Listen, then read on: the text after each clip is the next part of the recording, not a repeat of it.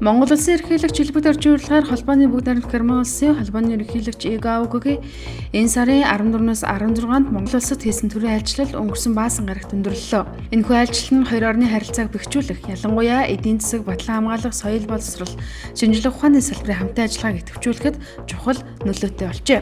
Айлчлалыг хүрээнд хийсэн албан ёсны уулзалт хэлцээрийн үеэр холбооны ерөнхийлөгч Игауг Монгол улсын ардчлалыг өндрөөр үнэлдэгээ илэрхийлээд Монголд ардчлалыг улам төгөлдржүүлэхэд холбооны бүгд найрамдах Герман улсын зүгээс үргэлжлүүлэн дэмжихээ мэдгдсэн байна. Мөн хоёр орны харилцааг үргэлжлүүлэх тэр дундаа хоёр орны ерөнхийлөгч нарын ивэлдэр явагддаг археологийн салбарын хамтын ажиллагааг цаашид дэмжихээ илэрхийлжээ.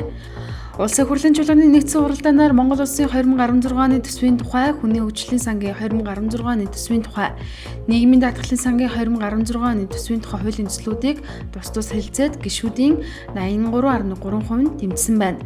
Ингэснээр хуулийн төслүүдийг хэлцэх зүйтэй гэсэн байр суурьд гишүүд нэгджээ. Чуулганы уралдаанд 54 гишүүн оролцсноос 45 нь дэмжиж конопт орсон юм а. Хөдөө аж ахуйн чиглэлээр үйл ажиллагаа явуулах халахгүй чөлөөт ус байгуулах тухай асуудал нийгмийн дунд баггүй маргаа үүсгэж байгаа лээ. Иймээс энэ асуудлаар хүнсэт аж ахуйн сайд Бурмаа, төрийн нарийн дарга болон өргөдлийн байнгын орны дарга нар өнгөрсөн баасан гарагт мэдээлэл хийсэн байна. Халахгүй чөлөөт ус байгуулах шийдвэр гарснаас хойш тус бустай холбоотой олон талын судалгаа шинжилгээг зохиох байгууллагуудын хамтар хийж байгааг хүнсэт аж ахуйн сайд Бурмаа мэдгджээ. Өнгөрсөн 7 дугаар сард хүнсэт аж ахуйн салбарт гадаадын шүүх хөрөнгө оруулалтыг татан эдийн засгийг солонгоруулах, эрчимцэн мал аж ахуй, газар тариалан хөгжүүлэх, өндөр технологиг нутагшуулах, ажлын байрыг нэмэгдүүлж, бус нутагт дэд бүтцийг хөгжүүлэх, улмаар мянганы хөгжлийн зорилтод суурилсан үндэсний хөгжлийн зохиц бодлогыг туссан зорилтын хүрээнд улсын хурал хөдөө аж ахуйн халахгүй чөлөөт байгуулах тухай тогтоол баталсан байдаг. Монгол Улсын ашигт малтмлын хайгуулын тусгай зөвшөөрлөөр олгох талбай хэмжээ 51 сая га газар одоогийн байдлаар Дорнод аймагт 5.4 сая га оногдож байгаа юм байна. Газар үндэсний бүтээгдэхүүн хуваах гэрээгээр 9 аж ахуйн нэгжид олгосон талбай нь зөвхөн Дорнод аймгийн газар нутгийн 44% эзэлж байна. Халах голын бүс нутгийг хөрсний үүд сайтай бүс нутаг. Тиймээс хамаагүй өвдөж тариалалт хийж болохгүй гэж үзэх хэсэг байдаг.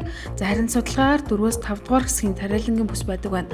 Улмаар 270 мянган га газрыг газар тариалангийн бүсэд ашиглаж болно гэсэн судалгаагч хийжээ. Үүнийг хамгийн түрүүнд эдийн засгийн эргэлтэнд оруулахаар тооцоолсон тухай хүнсэт аж ахуйн сайд Бурмаа мэдгдлээ. Өнгөрсөн бямгарагт ахмад насны хөгжил хамгааллын шинжилгээний бодлогын хэрэгжилт үндэсний 2 дугаар зөвлөгөөнийг зохион байгууллаа. Монгол улсын хувьд нийт хүн амын 10% ахмад наснд эзэлдэг. 2013 онд Дархан хотноо зохион байгуулагдсан ахмад насны хөгжлийн хамгааллын шинжилгээний бодлого үндэсний 10 дугаар зөвлөгөөнөөс гарсан зөвлөмж санаачлагын хэрэгжилтийг энэ удаагийн зөвлөгөөнөөр дүгнэн хэлсэн байна. Түнчлэн засгийн газрын 2012-оос 2016 оны үйл ажиллагааны хөтөлбөрт ахмад насны талаар тусгагдсан зорилтуудыг хэрэгжүүлэхэд бүх төвчний бодлого үйл ажиллагааг идэвхжүүлэх энэхүү зөвлөгөөний гол зорилго оршиж байгаа юм байна. Манай улсад тэтгэр авдаг нийт насны 51.4% 64 хүртэл 17.3% 65, 69, 31.3% 70-аас дээш насныхан байдаг байна. Өрхийн тэргүүлэгч 7,000 шахам эрэгтэй, 14.6 мянган эмэгтэй ганц биеэр амьдарч байна. Хүн амын орон сууцны тоолгоор улсын хэмжээнд 2010 онд 60-аас дээш насны 151,159 настай байсны 68.2% нь хотод, 31.8% нь хөдөөд амьдарч байжээ. Тэтгэврийн хэмжээг нь авч үзвэл 60.8% нь 201 мянгаас 300 мянган төгрөг, 16.1% нь 301 мянгаас 400 мянган төгрөг, 3.3% нь 600 мянгаас дээш төгрөгийн тэтгэвэр авдаг бөгөөд 66.4% нь тэтгэврийн зээлтэй, 71.1% нь зөвхөн тэтгэврийн орлого буцалтгүй тусламж дэмжлэгээр амьдарч байна гэсэн судалгаа гарчээ. Багнар хотын цэрэгчийг сонгох сонгуул өчигдөр явагдлаа. Төс сонгуульд Дотгонбаяр, Тавинбэх, Ганбаатар, Цаг баяр нар бие даан нэр дэвшиж өрсөлдсөн байна. Нийслэлийн иргэдийн төлөөлөгчдийн хурлын ээлж 25 дугаар хуралдаанаар нийслэлийн дагуул Багнуур хотыг Багнуур дүүрэгт, нийслэлийн дагуул Налаа хотыг Налаах дүүрэгт байгуулахаар баталж, Налаа хотын цэрэгчээр тус дүүргийн иргэдийн төлөөлөгчдийн хурлаас нэр дэвшигч хаан сонгогдоод байгаа юм а. Францын нийслэлд Парис хотноо олон улсын жүдо бүхийн холбоо буюу IGF-ийн Олимпийн эрхийн оноо олгох их дуулаг тэмцээн өнгөрсөн баймгарагт эхэлсэн.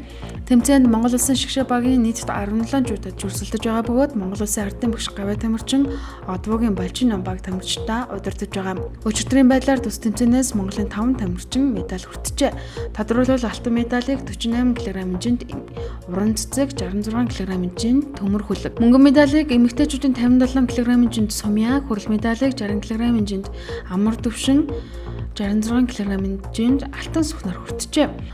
2015 оны цэрэг татлагын 2 дугаар ээлжийн сарын 16-наас 18 өдрүүдэд явагдаж дууслаа. Энэ удаагийн цэрэг татлагт 1989-с 1997 оны хооронд төрсэн 18-аас 26 насны цэргийн насны залуус хамрагдах үүрэгтэй.